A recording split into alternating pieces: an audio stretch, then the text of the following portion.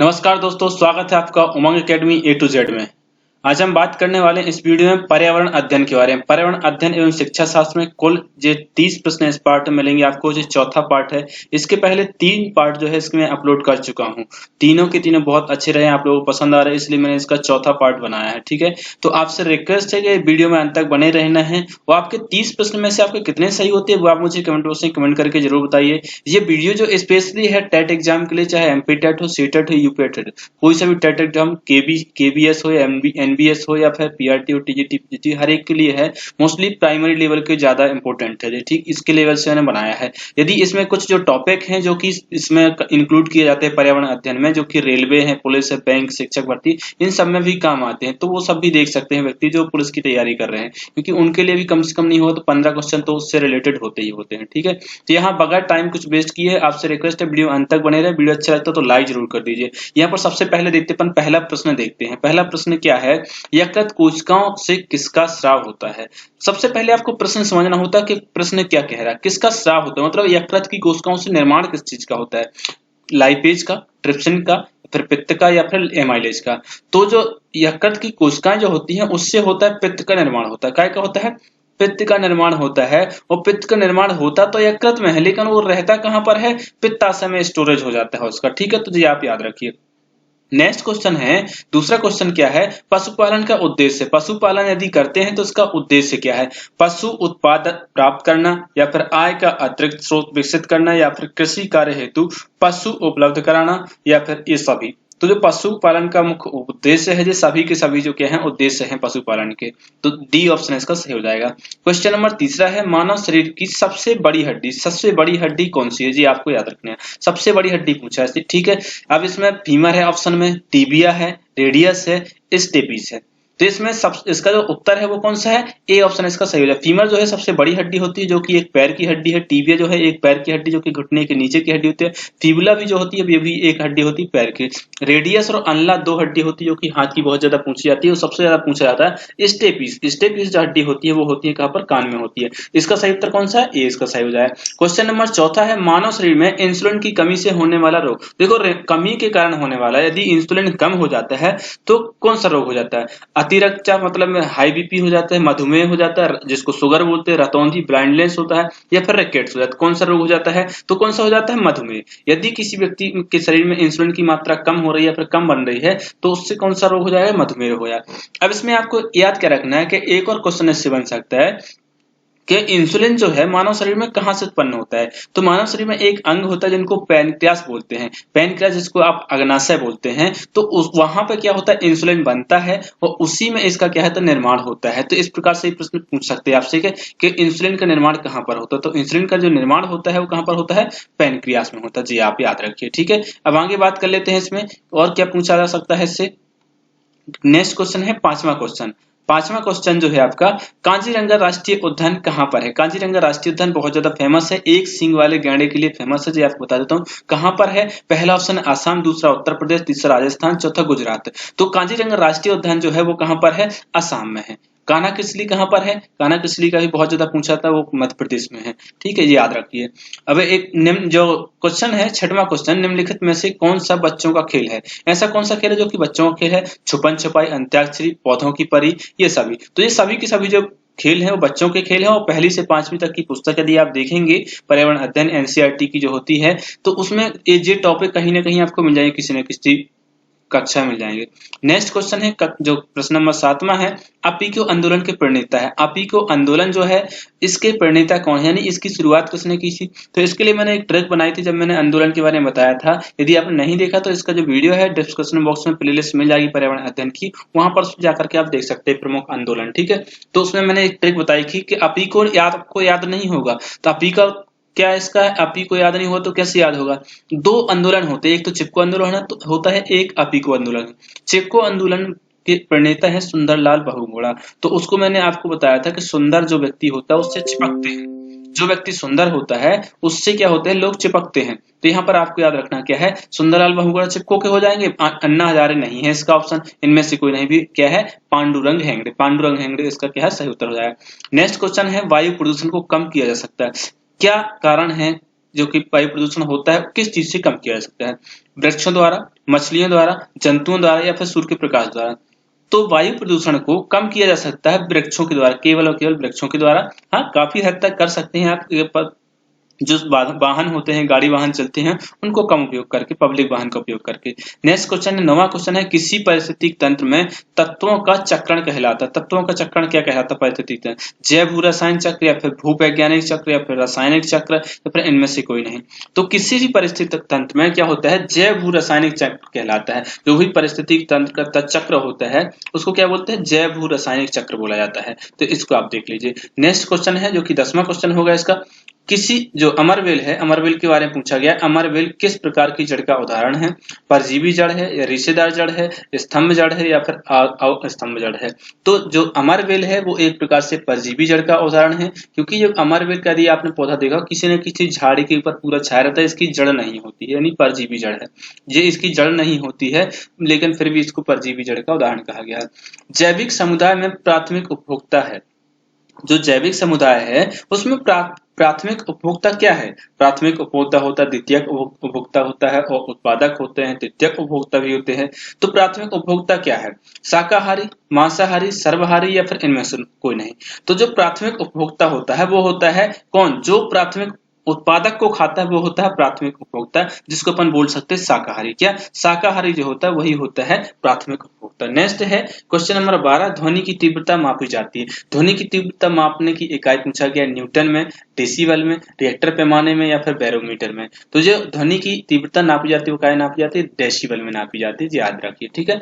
मानव शरीर में गुणसूत्रों के जोड़ों की संख्या होती है। मानव का जो शरीर होता है उसमें गुणसूत्र पाए जाते हैं, उनके जोड़ों की संख्या पूछा है। यहाँ पर क्या है? जोड़ों की संख्या कितनी होती है मानव शरीर में? तो ये आपको बताना है। देखो 12-12 होती है या फिर 23-23 होती है, 46-46 या फिर 48-48। देखो यदि गुणसूत्र पूछता तो 46 बेशक होता, लेकिन 46 ऑप्शन के यहाँ पर गलत है। क्यों? क्योंकि यहाँ पर गुणसूत्रों के जोड़ों की संख्या पूछी है, तो जोड़ों की संख्या की दृष्टि से क्या होगा? 20 का ऑप्शन क्या होगा? सही हो जाएगा। अब नेक्स्ट क्वेश्चन की बात करें जो कि 14वां क्वेश्चन है इस अभ्यास प्रश्न का, दूषित जल के कारण होने वाली बीमारी। बहुत अच्छा प्रश्न है और इस प्रश्न में आप चकरा सकते हैं, चकराने का नहीं है आपको, बड़े अच्छे से समझिए इसको। दूषित जल से के कारण होने वाली बीमारी, एड्स, गलघोंटू, एनीमिया या फिर इनमें से कोई नहीं?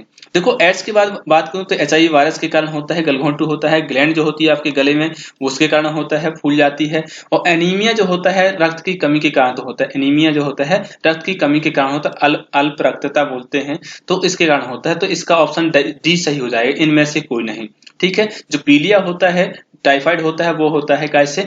दूषित जल के कारण, दूषित भोजन के कारण, ठीक है। नेक्स्ट क्वेश्चन है 15वां क्वेश्चन, पोचमपल्ली एवं कलमकारी साड़ी किस राज्य से संबंधित? मतलब साड़ी जो होती पहनती है, जो लेडीज पहनती हैं, उसके बारे में पूछा गया कि पोचमपल्ली साड़ियां, कलमकारी साड़ियां कहां पर प्रसिद्ध है। एनसीईआरटी का जो नोट्स दिया है मैंने उसमें बताया आपको, यदि नहीं देखा है तो प्लीज जाकर के देख सकते हैं। असम में, आंध्र प्रदेश में, केरल में या फिर पंजाब? तो पोचमपल्ली और कलमकारी जो साड़ी है वो कहां पर फेमस है? आंध्र प्रदेश में फेमस है। तो इसका उत्तर दूसरा सही हो जाएगा, बी नंबर। नेक्स्ट क्वेश्चन है 16वां, भेला घर कहां पर बनाया जाता है? भेला घर होते हैं जो कि एक प्रकार से एक दिन के लिए बनाए जाते हैं। चावल की फसल जब उगती है उसके समय बनाए जाते हैं, लोग उसमें रहते हैं, चावल बनाए जाते हैं, पूरा एक चावल की प्रजाति होती है, उसको बनाया जाता है, खाया जाता है और रात में उसको सोते हैं, सुबह उठ करके उस घर को जला दिया जाता है, वो होता है भेला घर। आपको एनसीईआरटी की नोट है कक्षा 3 से लेकर के 5, 6, 7, 8 तक के सभी मिलेंगे आपको, वो आप देखते रहिए। तो कहां पर बनाया जाता है? केरल, राजस्थान, बिहार या फिर असम? तो भेला घर जो होता है वो असम में बनाया जाता है। कहां पर बनाए जाते हैं? असम में बनाए जाते हैं। क्वेश्चन नंबर 17वां है, विश्व ऊष्मायन के लिए निम्न में से कौन सा एक कारक है? मतलब जो विश्व ऊष्मायन है, ग्लोबल वार्मिंग है, उसके लिए एक कारक कौन सा है मुख्य रूप से? ठीक है, तो वाहनों से निकली गैसें, पेड़ पौधों से निकली गैसें, भट्टियों से निकली गैसें या फिर रसोई से निकली गैसें? तो कौन सा कारक है मुख्य रूप से? यहाँ पर बात करूं मैं वाहनों से निकली गैसें। तो पहला ऑप्शन है इसका ए जो है सही ऑप्शन है। वाहनों से निकली गैसों के कारण क्या होता है? जो वैश्विक ऊष्मायन है वो बढ़ रहा है, तापमान जो है बढ़ रहा है, ग्लोबल वार्मिंग ज्यादा हो रहा है। नेक्स्ट क्वेश्चन की बात करें, 18वां क्वेश्चन, पर्यावरण अध्ययन की पढ़ाई में कक्षा में प्रश्नोत्तर तकनीक का सबसे अच्छा उपयोग किसके लिए किया जा सकता है? जो प्रश्नोत्तर तकनीक है उसके लिए सबसे अच्छा उपयोग क्या करवाया जा सकता है? छात्रों में सीखने की जिज्ञासा उत्पन्न करने के लिए, प्रयोगात्मक कौशल को बढ़ावा देने के लिए, या फिर कक्षा में अनुशासन बनाए रखने के लिए, छात्रों का ध्यान आकर्षित करने के लिए। तो जब भी आप इस प्रकार के प्रश्न देखेंगे तो क्या हो जाएगा, छात्रों में सीखने की जिज्ञासा, जो पहला ऑप्शन है ए ऑप्शन इसका सही हो जाए, छात्रों में सीखने की जिज्ञासा उत्पन्न करने के लिए प्रश्न उत्तर जरूरी होता है। नेहा की शिक्षिका उससे विभिन्न सामूहिक गतिविधियों में शामिल करती है, जैसे समूह चर्चा, समूह परियोजना आदि। उसकी शिक्षिका सीखने के लिए आवाम का अनुगमन कर रही है। कौन सी अनुगमन कर रही है?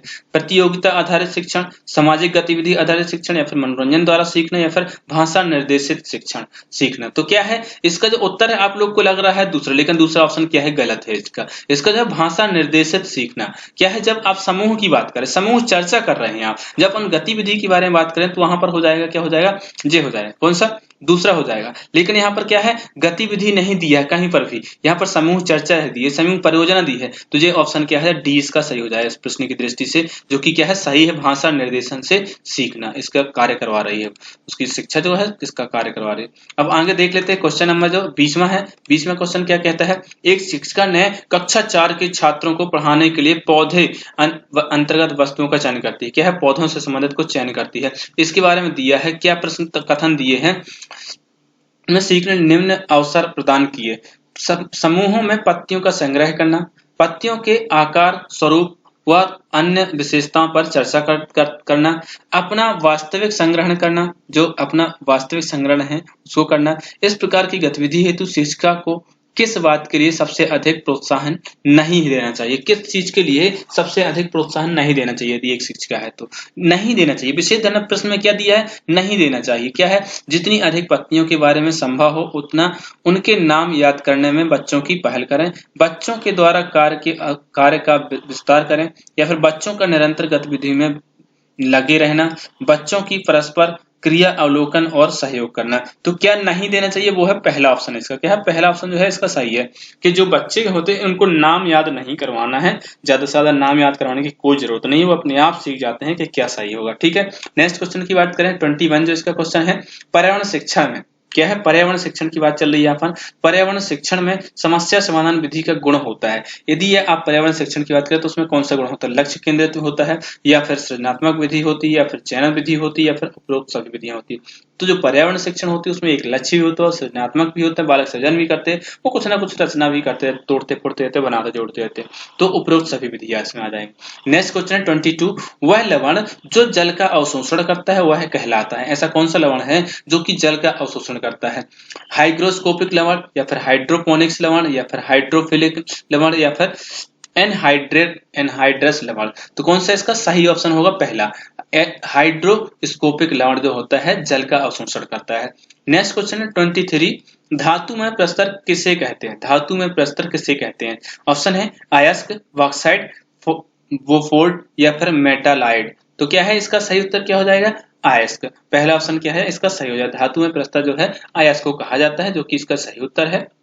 नेक्स्ट क्वेश्चन है 24 जो क्वेश्चन है तो क्या दिया है, 24 क्वेश्चन है, महासागरों में जल स्तर वृद्धि का कारण निम्न में से कौन सा है।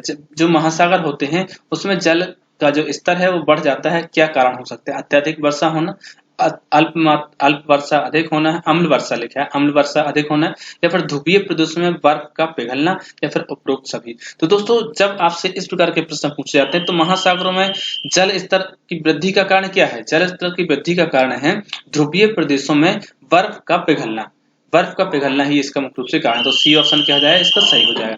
नेक्स्ट क्वेश्चन है 25 क्वेश्चन है, कक्षा 4 के विद्यार्थियों को पर्यावरणीय चिंताओं के बारे में पढ़ाते समय प्रीति प्रदूषण पर बल देना चाहती है। सही उद्देश्य को प्राप्त करने के लिए नीचे दिए गए क्रियाकलापों में से कौन सा कराएंगे ताकि सर्वाधिक प्रभावी, मतलब यदि आप प्रदूषण के बारे में पढ़ाना चाहते हैं, यदि आप प्रीति हैं, प्रीति नाम की कोई शिक्षिका है, वो प्रदूषण के बारे में ज्यादा बल देना चाहती, तो क्या कौन कौन से क्रियाकलाप कराना चाहेंगी ताकि वो क्या हो, सबसे ज्यादा प्रभावी हो।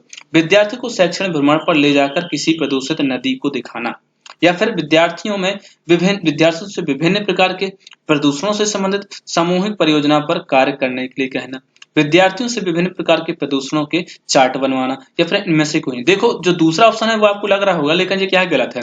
यदि आप कोई से भी प्रदूषित कार्य में उनको लगाएंगे तो वो किसी न किसी समस्या से ग्रसित हो जाएंगे। तो ये एक ऑप्शन क्या हो जाएगा, गलत हो जाएगा। किसी प्रकार का चार्ट बनवाने की जरूरत नहीं है, आप उनको दिखा सकते हैं विद्यार्थियों के शैक्षणिक भ्रमण पर। सबसे ज्यादा अच्छा होता है यदि आप प्राथमिक स्तर की बात करें तो शैक्षणिक भ्रमण पर ले जाना या फिर अवलोकन करना। तो इसका पहला ऑप्शन जो है, ए ऑप्शन क्या हो जाएगा, इसका सही हो जाएगा। ठीक है, यहाँ पर देख लीजिए।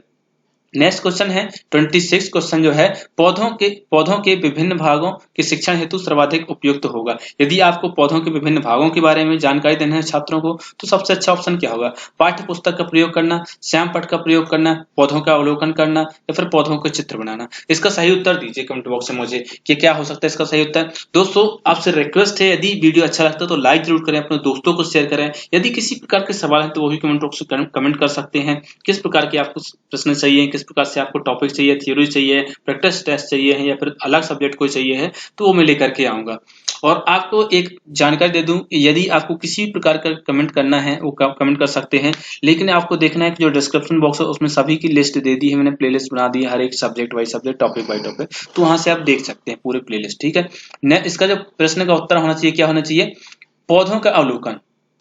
यदि आपको पौधों के बारे में किसी को सिखाना है तो पौधों का अवलोकन करना सबसे बेस्ट तरीका होता है। नेक्स्ट क्वेश्चन है 27, कथक किस क्षेत्र का शास्त्रीय नृत्य है। नृत्यों के बारे में अभी मैंने वीडियो नहीं बनाया और ना ही मैंने अभी तक किसी भी वो बनाया है राष्ट्रीय पार्कों के बारे में। इन दो चीज के बारे में थोड़ी सी अच्छी सी ट्रिक लेकर के आऊंगा, उसके बाद आपको बताऊंगा मैं। तो उत्तर प्रदेश का क्या है जी, कथक नृत्य जो कहाँ का है, उत्तर प्रदेश का है। ठीक है, नेक्स्ट जो क्वेश्चन है 28 है, पशुओं की त्वचा पर विभिन्न डिजाइन या पैटर्न पाए जाते हैं, क्यों पाए जाते हैं। प्रकाश के परिवर्तित प्रकाश के कारण, उसकी शारीरिक शक्ति को प्रदर्शित करते हैं, वहां की जलवायु के कारण जहां पर वह रहते हैं, या फिर उनकी त्वचा पर पाए जाने वाले बालों के कारण। देखो यदि आपने एक दो वीडियो पिछले वाले देखे होंगे तो आपको 100% इसका जवाब जो होगा वो आपको पता होगा कि क्या होना चाहिए इसका सही जवाब, क्योंकि मैंने जो नोट्स दिया है 3 और 4 क्लास का, 5 का भी दिया है, तो उसमें बताया है कि उसकी त्वचा के कारण जो होते हैं वो बालों पर डिजाइन पाई जाती है। जो डिजाइन होती पैटर्न होता है उसकी त्वचा पर जो बाल पाया जाता है उसके कारण होता है, ना कि जलवायु के कारण और ना कि उनकी शक्ति को प्रदर्शित करते हैं। ठीक है, ना कि प्रकाश प्रवर्तन के कारण। तो जी आप याद रखिए। नेक्स्ट क्वेश्चन की बात करें 29 क्वेश्चन जो है, सेकंड लास्ट क्वेश्चन इस अभ्यास पृष्ठ का, वो क्या है, जो दिया है प्रश्न दिया है, किसी पशु के विषय में नीचे लिखा है, यहाँ नीचू हो गया है, क्या टाइपिंग के कारण हो गया, नीचे दिए गए विवरण को पढ़िए और उस पशु जीव को चुनिए। मतलब कोई जीव है, पशु के बारे में दिया है, कौन है पता नहीं, पढ़ करके आप बताना है, आपको उसका नाम बताना है कौन है। यह भालू जैसा दिखता है परंतु भालू नहीं है। यह दिन क्या है, दिन के लगभग 17 घंटे, दिन लिखा है, टाइपिंग मिस्टेक बहुत ज्यादा हो रही है इसमें।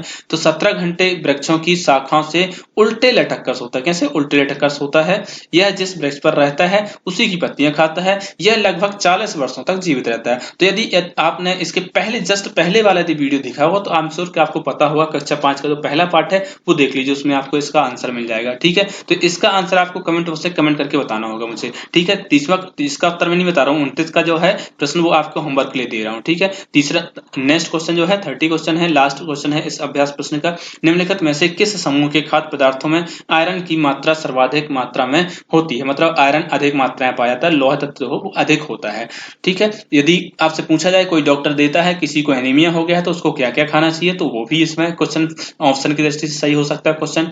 ठीक है, तो पहला ऑप्शन दिया है आंवला पालक गुड़, दूसरा आंवला आलू टमाटर, तीसरा आंवला सोयाबीन आलू और चौथा जो है डी आंवला बंद गोभी और भिंडी। तो इसका सही उत्तर क्या होगा, आंवला पालक और गुड़ जो होता है इनमें क्या होता है, आयरन की मात्रा अधिकता होती है, इसलिए इसको खाने की सलाह दी जाती है जब आपको एनीमिया होता है या फिर खून की कमी हो जाती है। ठीक है दोस्तों, आई होप आपको वीडियो अच्छा लगा हो। वो आपके जो 30 हैं, 30 में से 30 के 30 प्रश्न यदि सही हुए हों तो बहुत अच्छी बात है। Best of luck for your exam. और नेक्स्ट जो तैयारी है इसे करते रहिए, लॉकडाउन में घर में रहिए, ऑनलाइन तैयारी कीजिए, यहाँ से कहीं मेरे यूट्यूब चैनल से कीजिए, किसी और के जहां से आपको अच्छा लगता है, जो आपको बेस्ट दे सकते हैं आप वहां से तैयारी कर सकते हैं, लेकिन तैयारी करते रहिए। ठीक है, मिलते एक नेक्स्ट वीडियो, तब तक के लिए नमस्कार, थैंक्स फॉर वॉचिंग।